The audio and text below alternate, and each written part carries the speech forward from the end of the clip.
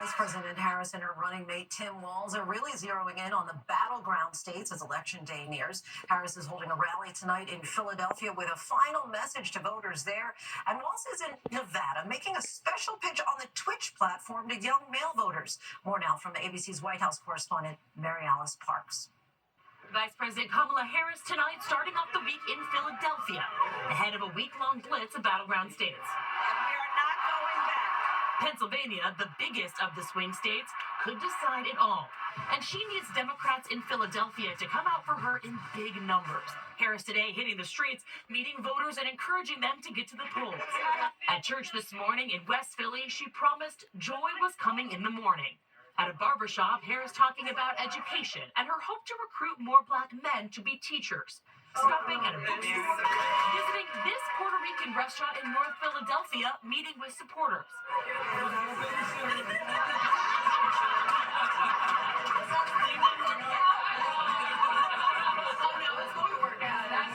Telling the crowd she will win. Harris also stopping by this middle school, speaking to kids during basketball practice. It'll be a full court press for Democrats up until Election Day. ABC News polling showing that while Harris has a slight lead nationally, there is a sharp gender divide. Donald Trump with a 6-point advantage among men, similar to the election 4 years ago. With such razor-thin margins in the polls, today Governor Tim Walz, in an effort to reach new voters, especially young men, playing Madden, a football video game on the platform Twitch, with House Representative Alexandria Ocasio-Cortez. That guy right there, okay, here's the deal with that. That guy is the greatest receiver in the league. And overnight, former First Lady Michelle Obama campaigning for the first time alongside Harris, also making a direct pitch to men, asking them, in her words, to take reproductive health and women's lives seriously. If we don't get this election right, your wife, your daughter, your mother, we as women will become collateral damage to your rage. Now, Lindsay, as for that gender gap, Harris does hold a 14-point advantage among women. Harris and Walz are set to campaign together in Michigan, and then on Tuesday, she'll be back here in Washington, D.C. with that speech at the Ellipse on the National Mall, right in the spot before President Trump held his rally on January 6th before the riot at the Capitol. Lindsay? The final push in these last critical days, Mary Alice, thank you. And those battleground states could ultimately decide the election. Let's bring in ABC News political director and Washington bureau chief, Mr. Rick Klein. And Rick, the margins are still razor thin, but it appears, according to our latest poll, that Vice President Kamala Harris has regained a slight lead. Yeah, Lindsay, our new poll with Ipsos has Vice President Harris opening up a 4-point lead, 51-47 in a head-to-head matchup against Donald Trump. But that is far from a safe margin. In fact, it narrows significantly if you add in third-party candidates or if you zoom in on the battleground states. And there, Lindsay, the story of the race is as close to tied as you can possibly imagine. Our 538 polling average across the 7 major battlegrounds shows momentum toward Trump in the last couple of weeks, but basically it is a deadlocked race overall, even as 40 million Americans and counting have already cast their votes for president. One fascinating dynamic in our poll, Trump is strongest on some of the most critical issues to voters, including the economy and inflation, as well as trust in handling the border. Harris has a significant edge in trust to handle abortion rights, as well as defending democracy, which is a big part of her closing message, as we've been reporting. But when it comes to personal attributes, it is basically all Harris. She has big edges in how she is seen physically as well as mentally, as well as honesty and trustworthiness, even who understands the problems of people like you. All of that matters down the stretch in a race where people who will decide this race, they almost certainly have yet to cast their ballots. Lindsay? Both campaigns courting those highly coveted, undecided voters. Rick, thank you. Overseas now, in a deadly from Tel Aviv for us, thank you. Back here at home, a months-long dispute between neighbors ends with one of them facing an attempted murder charge in Minneapolis. The chilling moment, Davis Moturi was shot while trimming a tree, captured on camera. Now his neighbor also faces assault, stalking, and harassment charges. Moturi spoke out today from his hospital bed. Here's ABC's Rena Roy. Tonight, a shooting on a Minneapolis front lawn sparking growing questions about why police didn't intervene sooner. Davis Moturi trimming a tree outside his home when gunfire rang out Wednesday. Police say his next-door neighbor pulled the trigger. It was a very traumatic moment. Not only shot, but shot in your neck, and the people to find to save your life.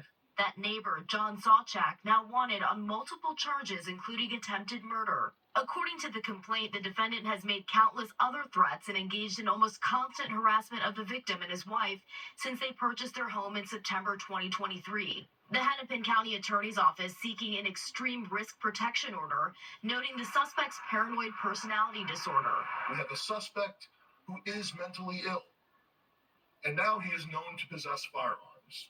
The police chief says they've been working to arrest him since at least April. He refused to come to the door every time. Officers could not even tell if the person was actually home. And that they're now working around the clock to safely bring him into custody. We are not going to bust the door down, guns blazing, and get into a deadly force situation. That's not going to happen. Lindsay, tonight police are pledging to keep the community safe until they can bring the suspect into custody. Lindsay? Arena, thank you. Next tonight, the heat wave in October. Record highs are possible this week from Texas all the way into New England. And trick-or-treaters could hit the streets in possible record heat in the Northeast on Halloween. Let's get right to Cheryl Scott from our Chicago station, WLS ABC. Cheryl, how long will this heat wave continue? Yes, Lindsay, it's going to continue for so many this week. We are tracking this record-breaking heat spreading up to the north and east at major cities from Dallas up to St. Louis and Detroit with highs in the 70s and 80s. 81 degrees on Tuesday in Chicago. That's a record high. This heat spreading east for Halloween. Baltimore, Philadelphia up to Boston with temperatures well above average. A lot of these cities will experience one of their warmest Halloweens on record, and the hot and dry weather fueling the fire danger threat from Delaware up to New Hampshire and much of the country abnormally dry. Now 40 states experiencing some type of drought. No meaningful rainfall here for the East Coast, but we are tracking some beneficial rain for the middle of the country this week. Lindsay? We could all certainly use that rain, Cheryl. Thank you. We turn now to the dramatic moment. Surfers save fishermen knocked off of a jetty in the waters of New Jersey. The Good Samaritans used their surfboards to lend a helping hand. More now from ABC's Ike Ejiochi. Tonight, a daring beach water rescue caught on camera in New Jersey. Surfers gathering for an event called Battle at the Jetty at what's described as a popular but dangerous spot along the Jersey shore. Those rough waves slamming into 3 fishermen, knocking them off a jetty and into the treacherous waters. All of a sudden, boom, giant wave comes. There was 3 fishermen and 2 of them got swept over the jetty. It's like, oh my gosh. Someone's got to go save them. 18-year-old nursing student Cooper Lysinger was one of the several surfers last weekend swimming to the rescue. This video showing Lysinger using a surfboard to guide one of the fishermen to safety, the waters slamming into the 2. Witnesses say all fishermen made it back to shore safely. And just the waves kind of started pushing us in. So that's kind of how everyone got saved. The Avalon Beach Patrol says they made 172 rescues at that location in just the past 2 summers. Now, officials are encouraging beachgoers to practice common sense and never swim alone and follow the motto, when in doubt, don't go out. Lindsay? All right, Ike Ejiochi for us. Thank you. Now to the World Series and the injury to Dodgers superstar Shohei Ohtani, one of the best players in baseball. The breaking news tonight about that injury and what it will mean for Game 3 against the New York Yankees. More now from ABC's Morgan Norwood reporting from New York. With the LA Dodgers just 2 wins away from winning the World Series, tonight mounting concern over the health of global superstar Shohei Ohtani ahead of Game 3. And he's in some pain. Ohtani injured while sliding into second base late in the game, appearing to grab his left arm in pain before heading to the locker room. Fans anxiously looking on. The Dodgers manager Dave Roberts says he suffered a subluxation, defined as a minor dislocation of the shoulder, and will undergo further testing. Just hours ago, Roberts telling ESPN Ohtani is in a great spot and will be playing tomorrow.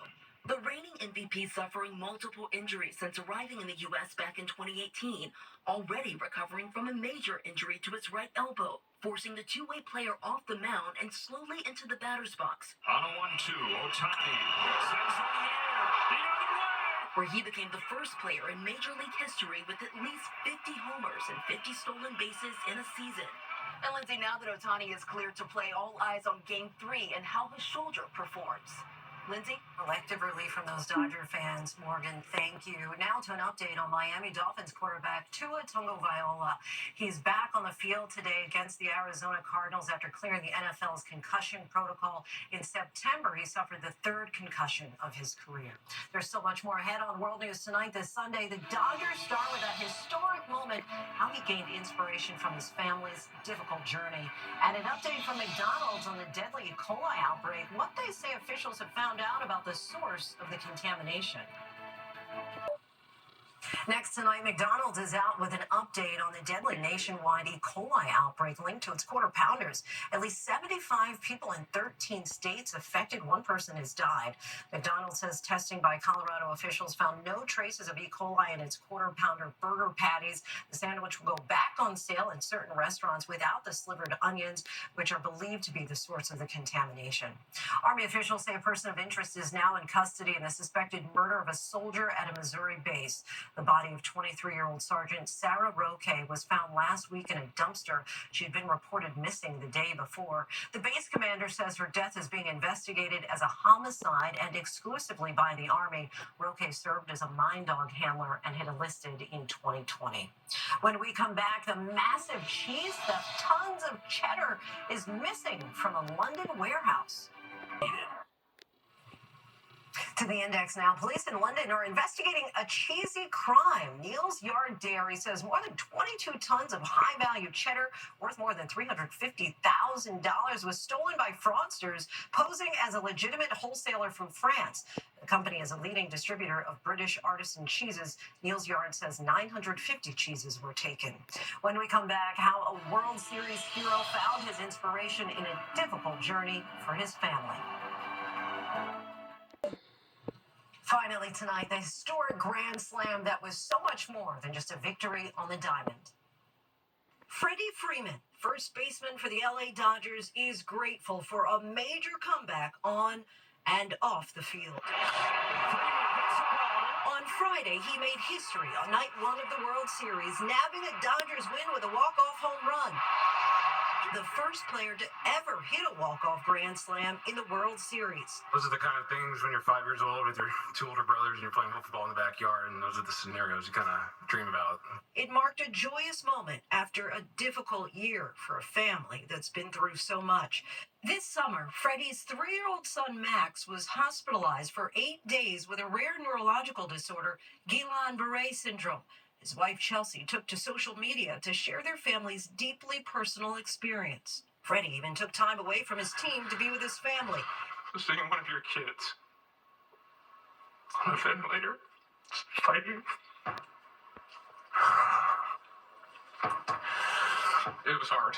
Today, Max is doing well and is expected to make a full recovery. When he first returned to the Dodgers, he received a standing ovation.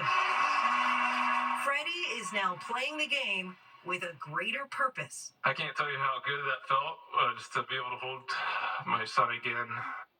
Something even the Yankee fans can cheer. Thanks so much for watching. I'm Lindsay Davis. David right back here tomorrow. Until then, good night.